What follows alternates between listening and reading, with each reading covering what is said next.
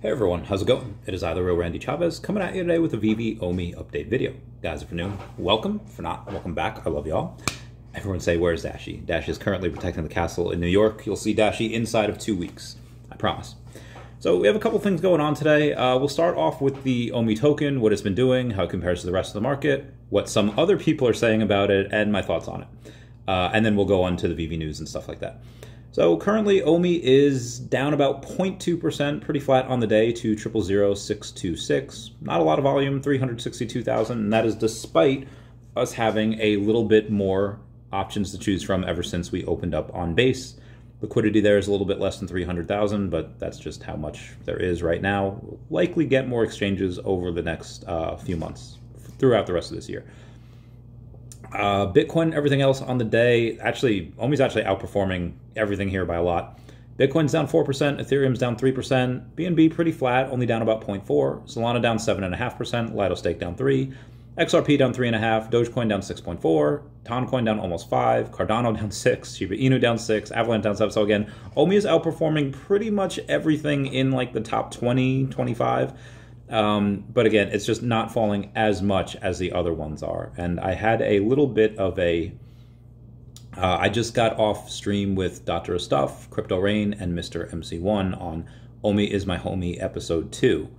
Sanjay there had a, he's super big into the Veve logo groups, the Akomi Secret Rare logo groups.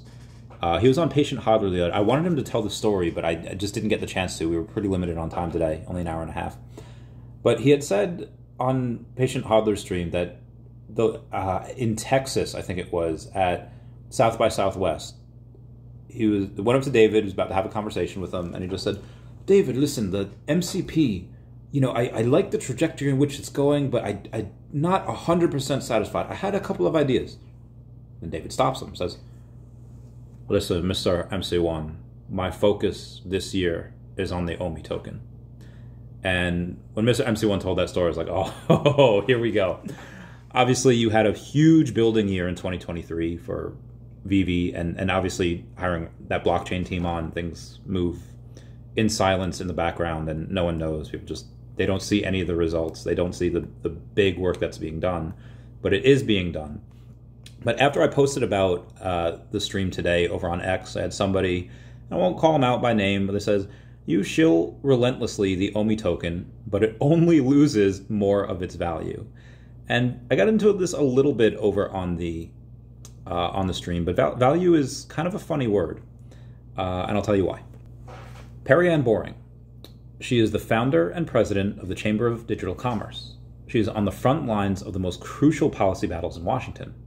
I was introduced to her by a good friend that has known her for many years. I've now conversed with her for a couple. And I consider her one of the most important policy leaders in blockchain and digital assets movement. And at some point, she'll be on the podcast.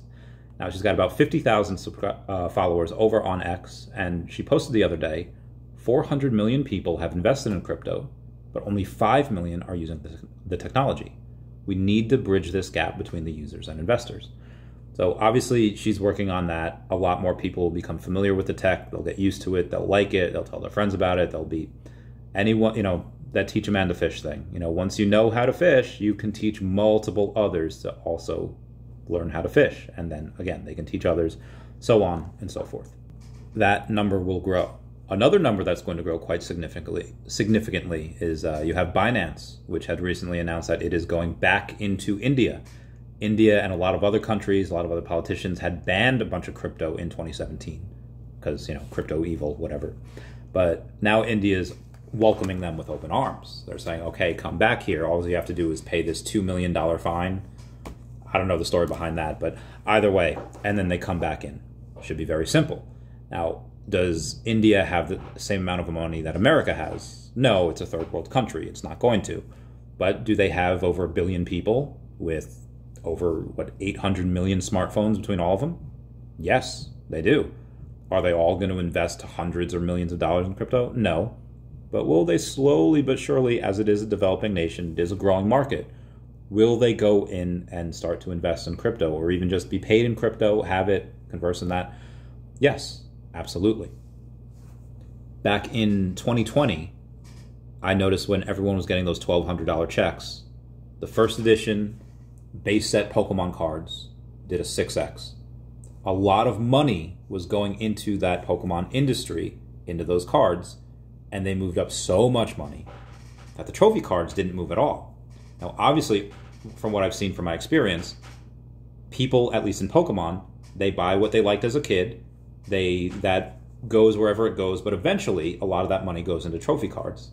So when I saw originally a bunch of people get into the base set cards and the trophy cards didn't move at all, I knew to go and sell some of my base set cards, some of my, gym challenge, whatever else I had, gold stars, and I bought trophy cards. Granted at record prices, but I also sold at record prices because the money hadn't moved there yet. As you have, as Perian stated, 400 million people in crypto right now, and you have about another billion people just in one country about to get access to it, money's starting to come in. We've had Bitcoin at all-time highs, or at least near all-time highs. It reached all-time highs for a bit, and it will do so again. This money will come back differently. Veve is in the perfect position to go and take the majority, it already has majority market share of premium digital collectibles. Nobody is in Veve's position. Everyone else is really just competing for a distant second. Now for Veve, for OMI, why is this good? Because as other well-known coins are going in and they're getting bought up, what's happening to OMI? Well, I just want to tell you a story. In an episode of Gilmore Girls, Lorelai and Emily are going shopping for Rory's birthday. And Emily goes and says, "Oh, hey, what about this? Oh, this is cute." And then Lorelai says, "Yeah, Rory will like that." And she says, "Oh, it's only $10. I don't think, that's really not worth it." She's like, "Well, it's cute. She'll like it. It's not about how much money you spend on it. She gets value on if she likes it. Does it go with her outfits?" And the reason I bring this up is because I've said this before and I'll say it again. Price is what you pay. Value is what you get. These insurers, with 30 grams of protein are like $1.50, but it's 150 calories and 30 grams of protein. The price is what I pay, but the value that my body gets from that is far surpasses that. So I buy them in bulk. Around this time last year, OMI was around the same prices, around 0006, 0007, in that area. Now, for anyone that's been paying attention, or even if they haven't, if you're new here, we've done a lot this past year. We've gone and got wait lists. We've gone and got our MCP points. We've gotten OMI staking. We've got brand new licenses. The list goes on and on and on. We could be here all day talking about it. So if we're adding more utility, if we're adding users, if we're adding value, we're adding whales, we're adding new groups, what's happening to the value of the token? Even though the price is staying the same, the value is going up. So if the value is going up and the price is staying the same, there's an imbalance, and that will balance out eventually. And even a year ago, when we didn't have any of the stuff I just mentioned, I still thought it was undervalued. I liked it at that price, at that value. I love it at these prices, at this value, because the value is so much greater. The price just hasn't caught on yet, but it will. When is that going to happen? Nobody knows. Could you buy something that pumps before OMI? Absolutely. But again, in my opinion, not financial advice, OMI will have its day.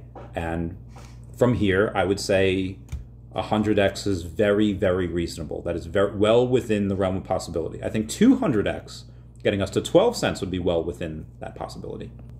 But for the newer people here, can you make money with Veve? Can you make money with the collectibles? Absolutely. And go to anyone that's been here for a while. They'll tell you all the blue chip stuff. They'll tell you pretty much anything Spider-Man, the first Batman on the blockchain, that first appearances, first sets. Those are all going to be very good. First appearances on anything tend to be really valuable. So they'll tell you partner statue, they'll tell you the gold and silver logo, the Akomi logo. They'll go and they'll tell you Superman. But what they won't really discuss, a lot of things that I think would be super undervalued, would be the Honus Wagner of Veve collectibles. Now, who is Honus Wagner? So back in the early 1900s, what happened was you had baseball cards that were printed with cigarette advertisements. And even back in the day, there were some people that were against smoking. And Honus Wagner, the beautiful man that he is right there, said, "I do not want my card to be printed with cigarette advertisements on it." So his card didn't get printed. There are very few of those in circulation.